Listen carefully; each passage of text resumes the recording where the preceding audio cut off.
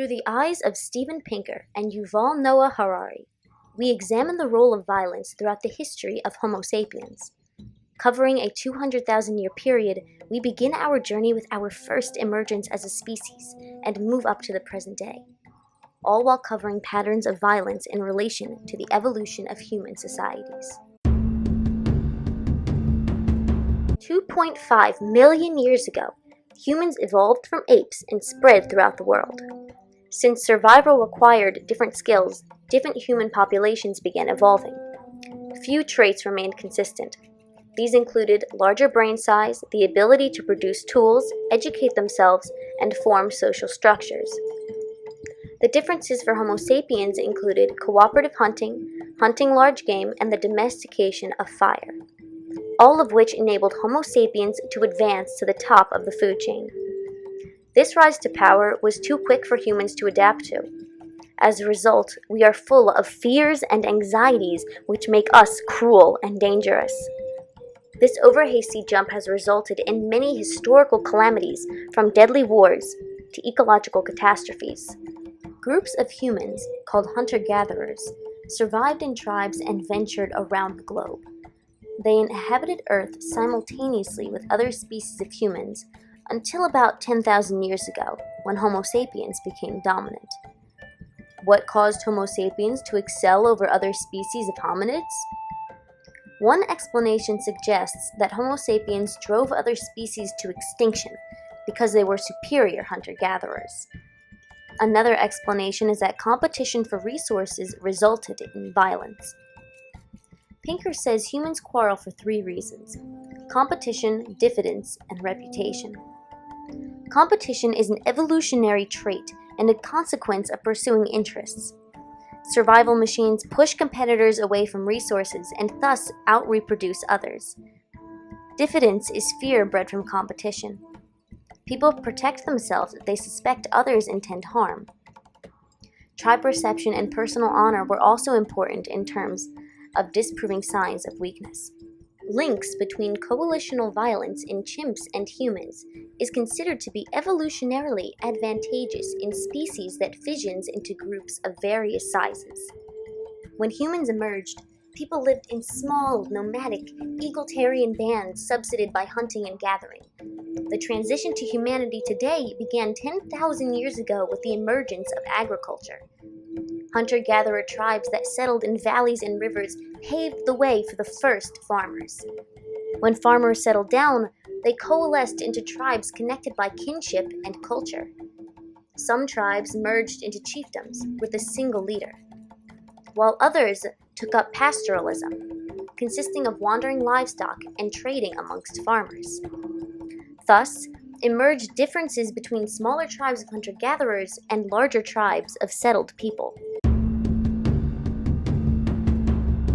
The agricultural revolution began around 9000 BC.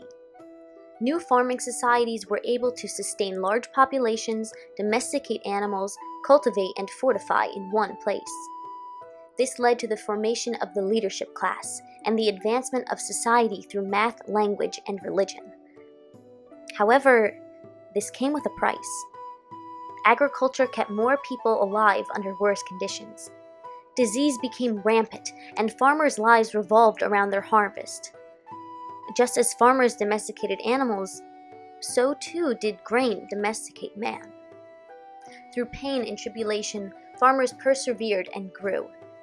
As this happened, tribes of hunter-gatherers were left with two choices: join or die.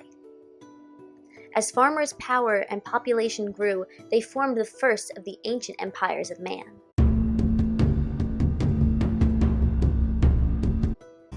The greatest of these ancient empires was Rome.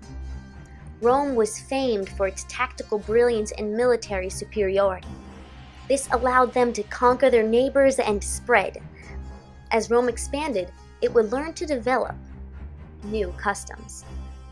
It was the first civilization to value knowledge and to seek diplomatic solutions inside societies. In many households, it became customs to have your slaves live under the same roofs and eat with you as if they were family. They even let everyone within the empire maintain their original beliefs, regardless of status. This led to Rome changing its main religion and further homogenizing society. Nevertheless, even Rome was not without its issues. Blood sport was used to entertain and pacify the masses, a tyrannical and inept rule of the governing class that eventually led to the fall of Rome, and from its ashes medieval kingdoms would rise. In today's pop culture, knights are often seen as morally just heroes, riding on great stallions and saving princesses. However, the real knights in medieval ages would today be considered feudal warlords. During this era, knights often fought private wars with each other to gain territory and honor. Honor was mostly achieved through slaughtering, raping, and pillaging. This is no new phenomenon.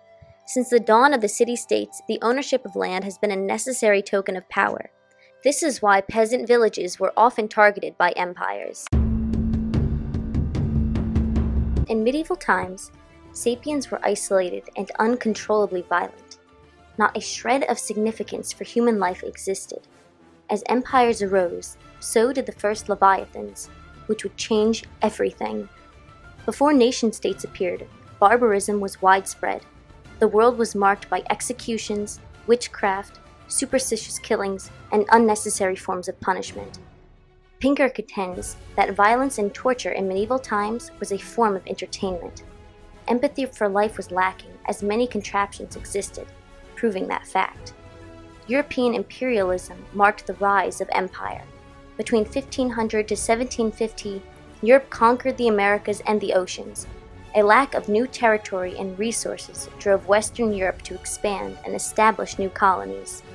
Initially, imperialism did produce a rise in violence. However, internal violence decreased significantly. With the growth of the market and state during the Industrial Revolution, nationalism and consumerism emerged to unify us under a common thread. Them turned into us. The barriers separating the conquered from the conquerors fell as they converged to form a cohesive unit. This unity led to the rapid homogenization of languages, religions, and cultures under one larger entity. The humanitarian revolution produced empathy through literacy and reason, which allowed for greater perspective-taking and a decrease in violence. Pinker also argued that the marketplace of ideas gave us many ways to perceive the world, eliminating our ignorances and understanding how violent we once were. After empire, our current political organization, nation-states, arose in Europe, which has led to the most stable and long-lasting peace sapiens have seen. Violence decreased because when nations are under a state, conquest, absorption, persecution, or assimilation is highly unlikely, ensuring survival for sapiens living under the same imaginary order. However, nation-states also brought terrible wars with them. While many believe the world wars of the 20th century were some of the most violent wars ever, many of the statistics surrounding these wars are skewed. Before these wars, massacres such as the Mongols' conquest and the African slave trade killed millions. Historical myopia also contributes to the miscalculations of these world wars. Their proximity to our time causes us to develop and spread multiple narratives of these wars, blurring the reality of what truly happened. The union of Homo sapiens not only made violence dissipate, but made peace practical, achievable, and desirable for the interconnected, postmodern world. The end of World War II led to the spread of ideologies like capitalism and concepts like the US dollar that resulted in bigger groups of people peacefully cooperating under common imaginary orders. This has led to a decrease in violence because bigger groups keep us safe, help us use resources more efficiently, and surround us with potential mates.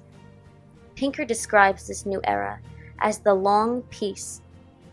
Even though other wars broke out, these were internal civil wars located in underdeveloped countries in the global south as a result of decolonization and the Cold War.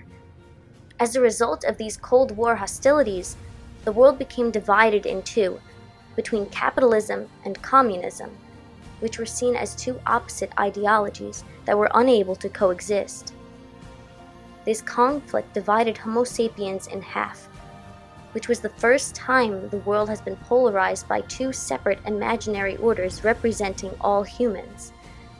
This era Homo sapiens is living in is characterized by the rise of a global consciousness in which people feel that they belong first and foremost to the world, and therefore reject the idea of us versus them, since everyone is seen as being part of us. This has been possible thanks to forces like the internet and social media, which has brought people together under a common community.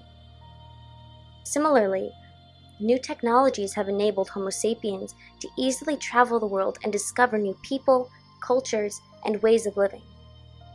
This has created a sense of proximity among people that has led to the decrease in violence. To examine global social change, look no further than our own backyards. New York City is the pinnacle of this rapid change in the world, an example of a global society in which Homo sapiens with different imaginary orders managed to live together in harmony. Yet, how did New York City get to this point so quickly? For most of its history, New York was a violent city where people from lower socioeconomic classes often found justice their way rather than calling police due to mistrust between them and the police. This mistrust came from a cycle of racism, poverty, and violence in which police used to treat lower-income citizens, especially African Americans, badly. And so, the cycle of violence continued until all New York residents were recognized as fellow New Yorkers with the same rights and duties. Today, the world is divided among nationalism and globalism. This is mainly the people that live in big cities where they live in multicultural communities, have access to foreign cuisines, and speak more than one language. This is known as cosmopolitanism. On the other hand, half of the world still lives in farms and villages where communities are homogeneous and don't have access to other cultures. Nationalists are against free trade, immigration, and globalization. Trump is a prime example. These two new imaginary orders will likely be the us versus them of the 21st century. It is important to keep in mind that Homo sapiens have evolved to distinguish between us and them for survival purposes. There will always be someone or something against which we build our identities, and there will always be hostilities among Homo sapiens. But it is likely that the degree of violence will be reduced as a result of pacifying forces like social media.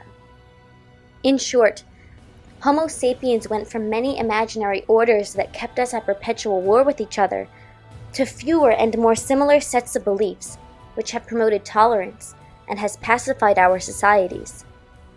Therefore, the cultural homogenization the world has been experiencing for the past centuries may be a great loss in terms of cultural value. However, it is thanks to it that we are at the most peaceful period of our history.